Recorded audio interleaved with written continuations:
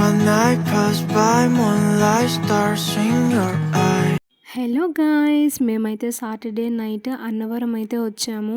మేము నైట్ హోటల్లో స్టే చేసి ఎర్లీ మార్నింగ్ మేము దర్శనంకి అయితే స్టార్ట్ అయ్యాము. మేము బయట ఇక్కడ కార్కి ఎంట్రీ టికెట్ తీసుకొని కొండ అయితే ఎక్కుతున్నాము. చాలా రష్ ఉంది, అస్సలు ఎక్స్పెక్ట్ చేయలేదు. ఎందుకంటే కార్తీక సోమవారం లాస్ట్ సోమవారం ముందు కదా, చాలా అంటే చాలా రష్ ఉంది. వ్రతాలకైతే ఖాళీ లేదు.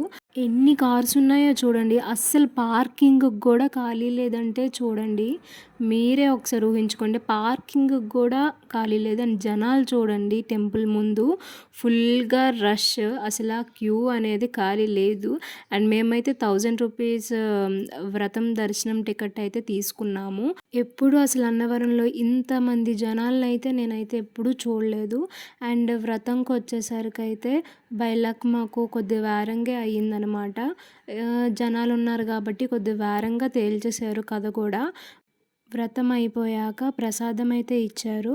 ప్రసాదం కాస్త దేవుడికి ఇచ్చేసి ప్రసాదం తినేసి మేము దర్శనంకైతే వెంటనే లైన్‌లోన వెళ్ళామన్నమాట. ఫోన్స్ అయితే అలో చేయరు. బట్ నేనైతే ఫోన్ తెచ్చాను. అంతగా చెకింగ్ చేయరు. ఏదో ఒక ఫోన్ పట్టుకొని వెళ్ళొచ్చు.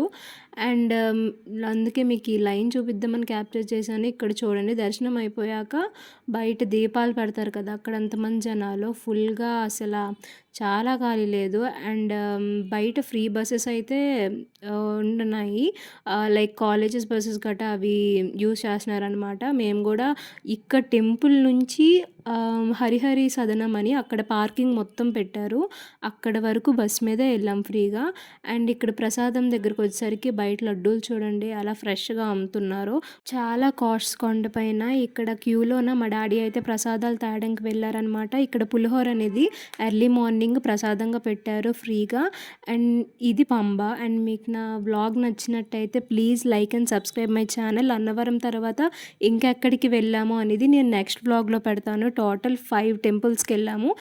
నేను ఆ వీడియోస్ కూడా మీకు పెడతాను. ఇలాంటి కార్తీక మాసంలో అన్నవరంలోన సత్యనారాయణ స్వామి వ్రతం చేసుకోవడం చాలా అదృష్టంగా అనుకుంటున్నాము.